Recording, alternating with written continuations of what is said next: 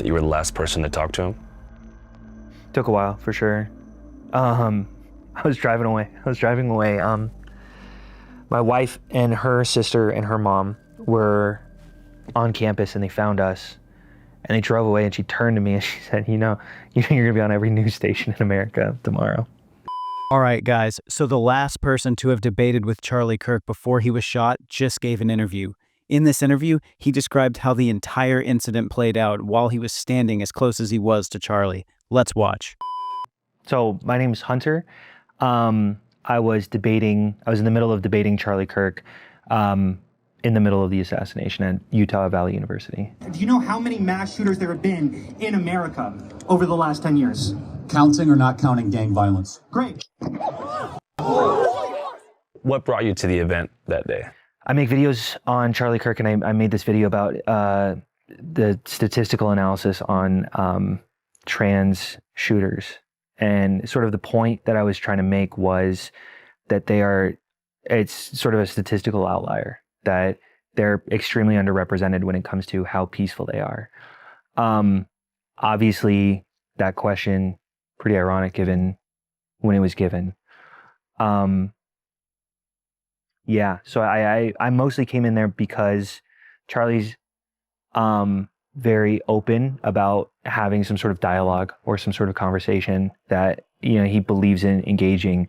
And I'm pretty on the record of how much I disagree with him, but I do definitely respect how much he's willing to platform voices to ensure that, you know, at least some semblance of a good conversation can come out of it. Mm-hmm. And as far as these like statistical anomaly thing when it comes to trans shooters, is that in response to the way that him and Turning Point were framing that as like a big issue? So it was about 3 weeks ago. There was a trans shooter at a Catholic church.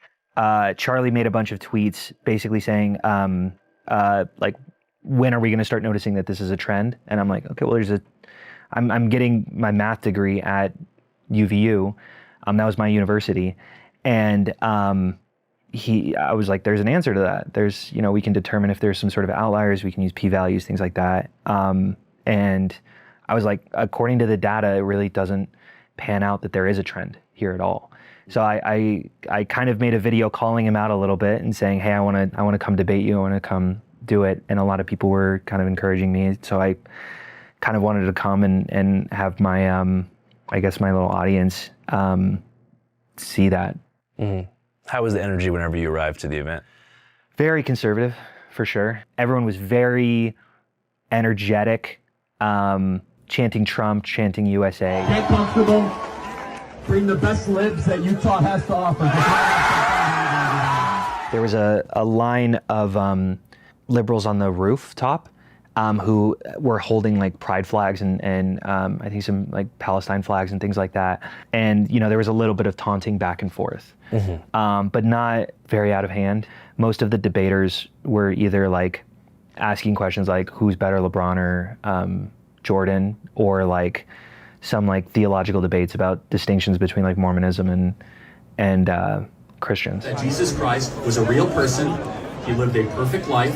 He was crucified, died, and rose on the third day, and he is Lord, and God over all. Christ is King. But also, the event lasted, I want to say 20 minutes, maybe. Like, I really didn't get a good finger on the pulse on what an event would really look like, because, I mean, I showed up fairly early. I was the second person to speak there. So, like, you know, the first person was maybe 10 minutes, and I maybe got, like, less than a minute in. So, could you give us kind of a recap of how that conversation with Charlie went? Sure.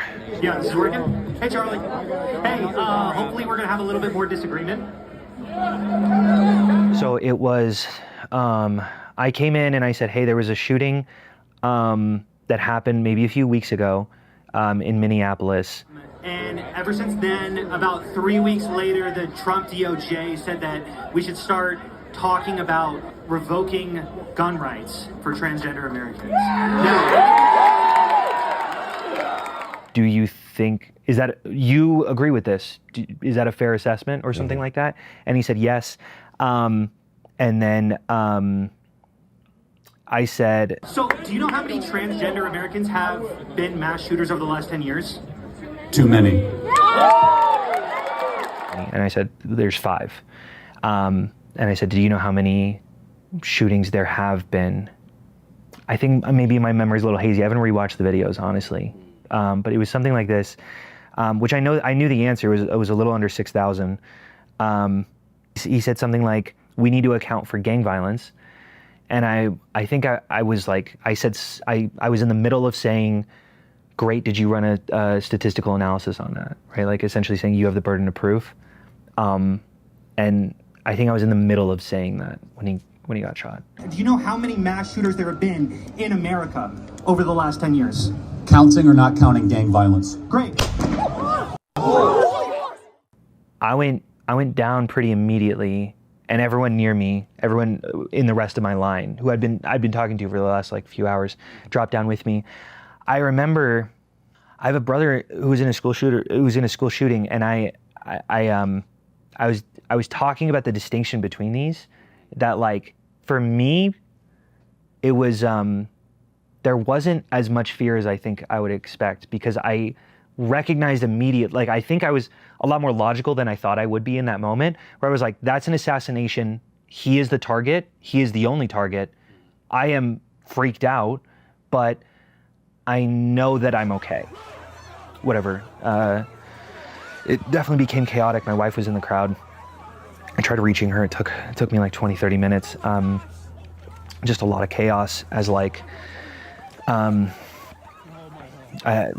sort of shifted in a weird place, and then I had to wrap back around, and I couldn't find her, and our phones weren't really working, and it was bombarded by texts, and I don't know. So it was very chaotic, and it took a while to really orient myself. But it was a strange environment, because people were kind of milling around afterward. I think a lot of people had this similar idea that it's like, this is different. An assassination is very different from a mass shooting, where a mass shooting you disperse, right? Everyone's a target. But when it comes to an assassination, it's everyone just sort of was there. And I heard a number of people say, like, so much for the tolerant left, right? Like the 2 or 3 people said that as they walked by.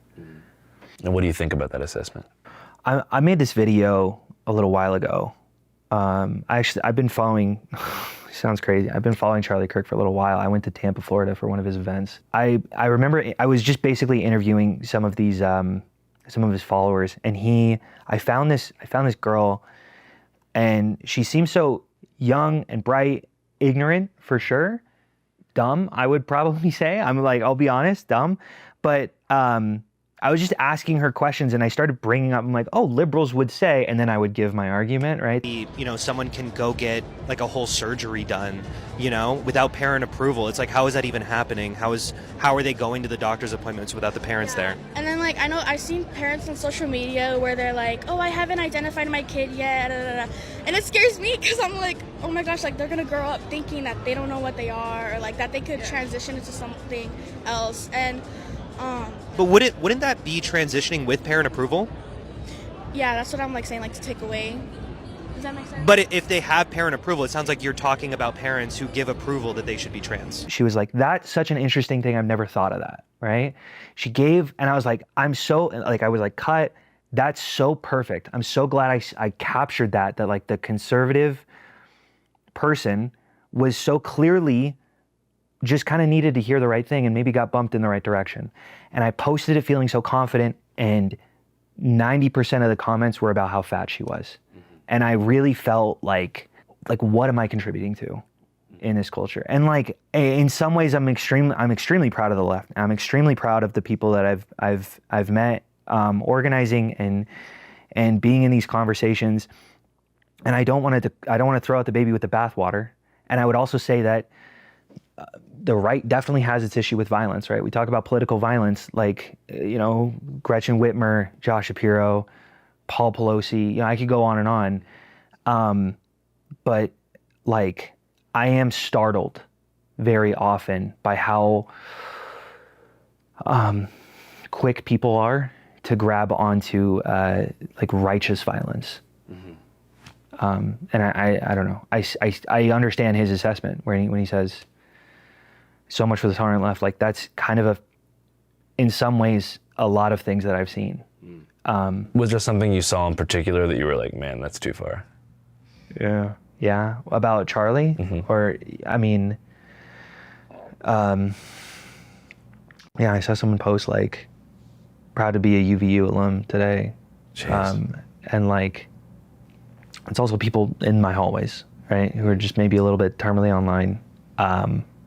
But like, I don't know, I've for sure seen some, why am I gonna be sad? I'm glad he's in the grave. A lot of comments like that. So you monitored the online discourse in the immediate aftermath of the shooting? First few hours, I for sure locked off. That's enough time. Democrats own what happened today. Bro, I'd be so pressed if this guy shot me. Yeah. So you kind of I saw like two different narratives on the right. They were like, all right, this is the turning point for the left. Like they have officially gone haywire. I think Alex Jones and Owen Schroyer said, we are all Charlie Kirk. And then, I think libs of TikTok said, this is war. So it was like the, spawn point for like a larger domestic conflict that's going to be apparently spearheaded by the left. Then there was a lot of people that I saw celebrating the death, saying like this is what he deserves for his rhetoric about Gaza and immigration. And they pointed to some of his quotes where I think one quote said, it was something like, I'm willing to accept gun violence and gun deaths as a natural byproduct of the freedoms that we have with our Second Amendment. And there was just a couple different things where people were making it seem like this was a symbolic victory for the left. And is that kind of what you're talking about? Yeah, I mean, I'm pretty adamant, and I don't shy away from how much I dislike the things that Charlie says. If I see a black pilot, I'm going to be like, boy, I hope he's qualified. If I'm dealing with somebody in customer service who's a moronic black woman, I wonder, is she there because of her excellence? I disagree with him on 1,000 different fronts. And I feel like I don't know why it's so hard to not hold that in one hand and in the other hand hold, that's a human being, that's a father of two children, right? Like that both of those can fully coexist at the same time. And in some ways, I have a lot of respect for Charlie Kirk for being so open to debate, for being such an incredible organizer. Like I think as someone who's interested in political organization, that's something that I've always found really admirable about him. But like, he's about my age. He's got a 1-year-old boy. I've got a 1-year-old boy. I've got, we're about the same height. And like, I think about how that boy is not going to have any memories of his dad. The conditions that created Charlie Kirk's views are still existent. Yeah. The undercurrents that led to all of the opinions you disagree with and that the left disagrees with. It's you can eliminate Charlie Kirk, but it doesn't take away the rhetoric that led to Charlie Kirk. I think that's what's so irritating about this. Like, on the one hand, this is evil, this is tragic, this shouldn't have happened. On the secondary hand, if you're not even convinced by that first argument, it's also counterproductive. That doesn't even do anything. He's a conservative commentator. He doesn't even have, like, Trump has been given every opportunity right now to crack down on the violent left. For years, those on the radical left have compared wonderful Americans like Charlie to Nazis and the world's worst mass murderers and criminals. This kind of rhetoric is directly responsible for the terrorism that we're seeing in our country today. And that, like, my whole point about making a video about how nonviolent we are only can exist if we stay nonviolent. It just doesn't solve anything either. Like, I don't understand how you walk away from that. Like, what did you solve at all? Everyone is now more angry and justified in their anger, or at least more so than before. And I just, I don't know. I get so angry at these wannabe activists, these assholes, these disturbing, evil. I don't know. I think that one of the key words is antisocial. Sure. Yeah. And I'm not saying that, I grew up around a bunch of violence, but I've seen shootings before. Yeah. I grew up, I've lost people to gun violence, whether it be in the street or from police, a few people in high school and past that. So to me, it's something horrible. universally should be recognized as a bad thing. But there's this weird kind of antisocial undercurrent that I think is running through like early Gen Z, like 18 to 22. I'm not sure if it was because they were socialized during COVID and they missed like a bunch of formative years, but the things that they're tweeting about this situation and just their dissociation to like the horrific violent imagery, to be able to watch something like that and be like, hell yeah, that's dope. That indicates some kind of antisocial, psychotic, sociopathic disorder to me. Sure. And like, whatever, when your belief basically ostracizes anyone who disagrees with you and you have no one left standing, it makes sense that you don't have a lot of connection, so maybe you lose that human value. I don't know if that makes sense. Say it one more time. Like, I think it's become very common now to cut off your parents or cut off your siblings if they say maybe the wrong thing or sort of come across things a little different. And, you know, you cut these people off and then you go, you know, you're left standing and you're an island.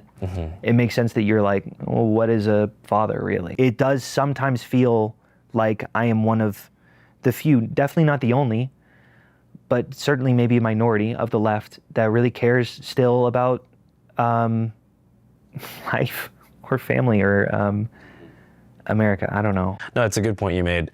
Like, these political divisions have infected people's family dynamics, and it's become more important than those bonds. So you have, you hear it all the time, especially if you're in like a hipster neighborhood. You hear someone be like, "Oh, my dad voted for Trump. He's such a piece of shit. I can't wait to chew him out at Thanksgiving," if they're even going. Whereas, you know, it's not saying you shouldn't have a political discussion with your like I'm honestly uncle. all for chewing out your dad if you disagree. Like, I don't know. Chew out your dad, but don't abandon your dad. Yeah. Especially if your dad's in like a Facebook QAnon hole. Try to figure out how he got there. No, for sure. And maybe if you can, give him enough love where you can pull him out.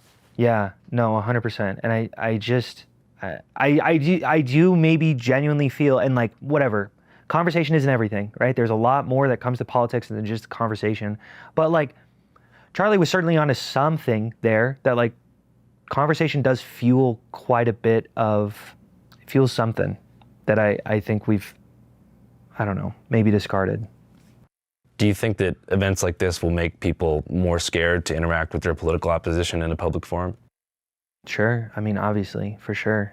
I was at there was a protest well, there were two protests, one in Provo and one in Salt Lake. It was the No Kings protest. And I went, and my mom was so scared. She's like, "Do not go. Why are you doing this?" And I was like, I have people that I care about who are, you know, undocumented. Like, this matters to me. And then there was a shooter at Salt Lake and someone got killed. And it's like, how can I really blame my mom? You know, like, I can't be frustrated at that inclination to be terrified to go outside, to have some sort of discourse. Damn, like, sometimes I think about it. I'm like, I know someone who's right near the person who got shot at Salt Lake. I was right near Charlie Kirk, and my high school alma mater, the one that my brother went to, got shot while he was there. Like, it is crazy how many events I'm a part of, and I don't think I'm necessarily an anomaly for that.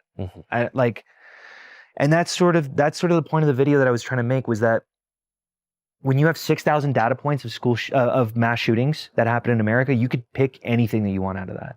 Like, that's an overwhelming amount of constant shootings that occur over and over and over and over again.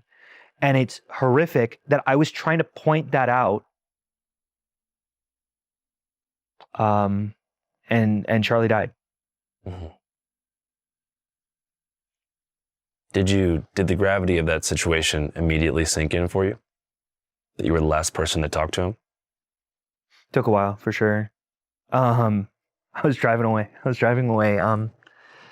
My wife and her sister and her mom were on campus, and they found us, and they drove away, and she turned to me and she said, you know you're going to be on every news station in America tomorrow.